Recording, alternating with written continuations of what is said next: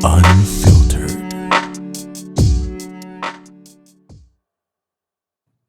Psst. Uy, Karen, kasama ka ba sa team building ng company sa Sabado? Oo, sa Sabado na yun eh. Hmm, ba't naman di ka pwede? Team building naman to eh, ba't naman magagalit yung asawa mo? Talaga? Oh, nagsiselo siya sa akin? Grabe naman. Wala naman tayong ginagawang masama eh. Tsaka, baka magalit si boss pag di ka sumama. Yari ka, baka pag-initan ka nun. Kilala mo naman yung si ma'am. Sige na, sumama ka na. Alam ko naman gusto mo sumama eh. Binabantay naman ng mama mo yung anak mo, di ba, pag wala ka. Tsaka, hindi naman nagpapakatata yung asawa mo sa anak mo eh. Oh, bakit? Totoo naman ah. Mag-relax ka at sumama ka sa Sabado. Mag-e-enjoy tayo dun. Tayo, kasi lahat naman tayo kasama, di ba?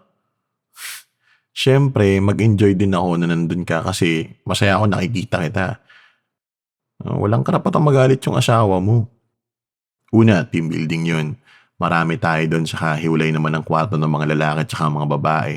Wala naman yan eh. Sabihin mo required. Totoo namang required. Papalusot ka pa na hindi ka pwede kasi dahil sa batugan mong asawa, gumising ka na nga, Karen. Hindi ka naman mahal ng asawa mo eh. Oh, alam mo naman pala. Hiwalayan mo na kasi yung asawa mo at mag-focus ka na lang sa trabaho tsaka dyan sa anak mo. Nasistress ka lang sa kanya lagi. Lagi ka nag-o-open up sa akin na nahihirapan ka. Pero hindi mo naman mapakawalan yung problema. Alam mo naman na yung gagawin. Tsaka ayaw din naman ng nanay mo sa asawa mo. Ewan ko ba sa'yo? Alam mo, sorry pero ang tanga-tanga mo talaga. Totoo naman eh. Sige na, tapos na break natin. Mamaya kukumbinsin ulit kitang sumama. Uy, Karen, sandali. Gusto mo mag-dinner? Oo, dyan lang sa karinderya ni Aling Elena. Doon man tayo kumakain lagi, di ba? Huwag mo na kasing intindihin yung asawa mo. Malaki na yun. Tsaka yung anak mo, nakilala mo naman, di ba? Maghapunan na tayo kahit sandali lang. Napansin ko kasi hindi ka nakakain ng marami kaninang break natin eh. O yan, tara. Sarap no? Walang kupas talagang tapa dito eh, grabe. Sarap. Kain ka pa. Ang gusto mo? Sige, kain ka lang. Napansin ko lately, parang balisa ka yata. Dahil naman ba yan kay Romel? Alam mo, pinapahirapan mo lang sarili mo eh. Pwede mo naman siyang iwanan tulad ng sabi ko kanina. Ayaw naman sa kanya ng mga magulang mo. Nag-aaway pa kayo ng mama mo dahil sa kanya. Tapos palamunin pa. Nakakainis talaga yung Ronel na yan. Mahal? Anong mahal mo siya? Pagmamahal pa ba yan?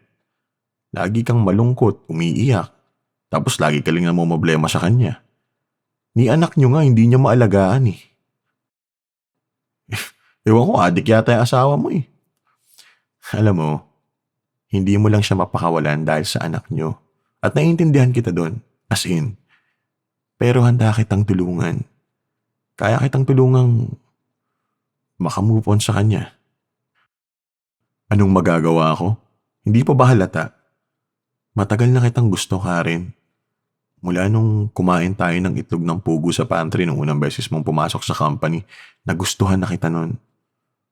Oo naman. At hindi na naalis ang pagtingin ko sa'yo ever since. Kaso, may asawa ka na pala. Pero nung nalaman kong masama ang trato sa'yo ni Romel, talagang sinabi ko sa sarili ko na ililigtas kita mula sa kanya. Ganun talaga ako. Ako savior mo.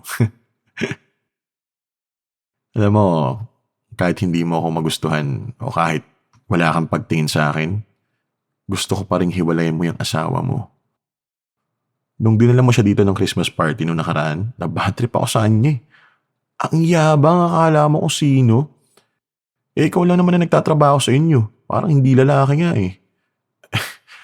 Sorry kung ganito ako. Nag-aalala lang talaga ako para sa'yo. Alam mo, Gusto kita, Karen. Kahit hindi mo pa ako magustuhan, gusto kita. At hindi mo na mababago yun. Alam ko ring maling magkagusto sa'yo pero wala eh. Anong magagawa ko? Oo nga, maniwala ka sa akin. Oo, alam ko hindi pwede at alam kong selfish tong sasabihin ko sa'yo. Pero hiwalayan mo na si Romel. Para sa'yo at para sa anak mo. O paano kayo ng anak mo? Kaya-kaya mo naman buhayin si Nathan eh. Independent kang babae, tandaan mo yan. Malakas at maparaan. Bilib nga ako sa'yo eh. Kaya nga siguro, na-inlove ako sa'yo. Totoo. Mahal na nga yata kita kahit mali eh. Karen, hindi man maging tayo o hindi mo man ako magustuhan, ayaw ko lang na mabuhay ka kasama yung lalaking yun. Ayaw kong makita ka nahihirapan. O, di ba tama naman ako? Yung ako sa'yo. Sige na, sagot ko na tong kinain mo. Di na ako na. Magagalit ako, sige ka. Para makabawi ka sa akin, sumama ka sa team building. Para makapag-relax ka naman. Yun. Pali. O sige. Exciting. Sige na. Itatawag na kita ng trike. Umuwi ka na, dumidilim na. Ingat ka ha. Buti naman at sumama ka talaga.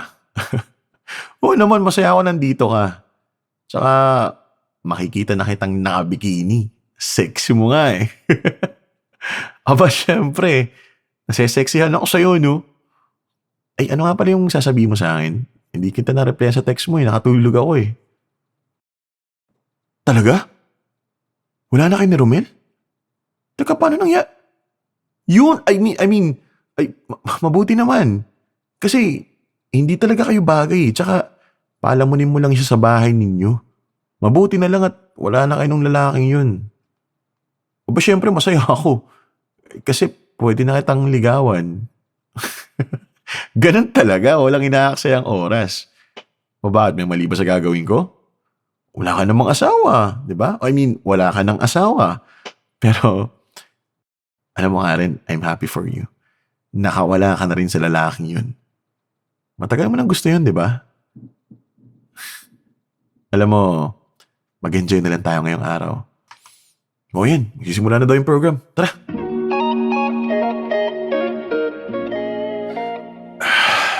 Karen, alam mo, thank you ah.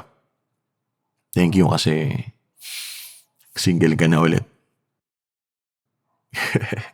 Ganun talaga, speed lang. Alam mo namang vocal ako sa office na crush kita eh. Pero hindi ako makatodo kasi nga may asawa ka nun. Pwede na bang manligaw? Officially? 3-month rule? Ano ka, bata?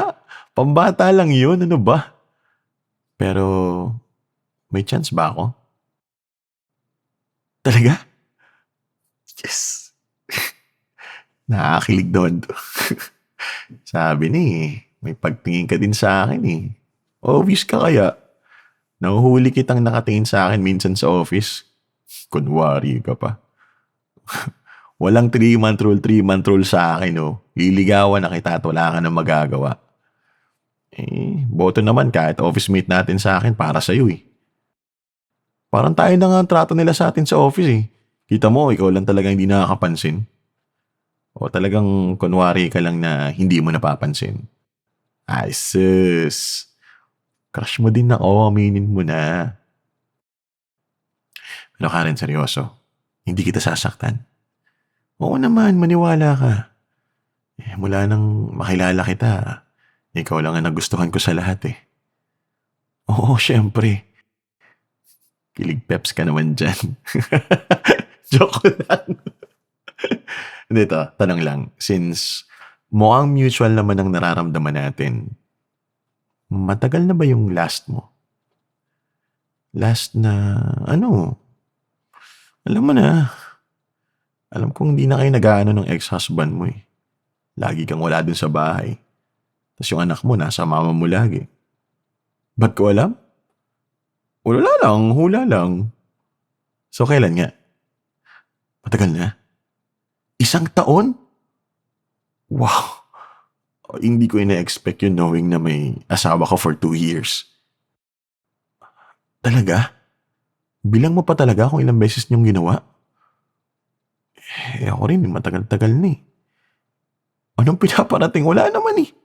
2025 na ngayon, open-minded na halos lahat. Wala nga lang, ano lang,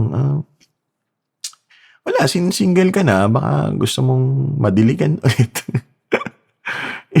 Napansin ko kasi kanina ka palagit ng tingin sa akin eh. Tapos ang touchy mo pa. Medyo tumatayo na nga yung alaga ko eh. Nakailang beer na din tayo. Anong saan? Game ka din talaga eh, no? Matagal-tagal ka na rin talagang may pagnanasa sa akin eh. Doon tayo sa kubo. Tulog na rin naman lahat eh. Siyempre, may dala to. Ready lagi to. Para sa'yo. Ano, game? Ay, salamat. Nagbunga din ang paghihintay ko. Wala. Tara na.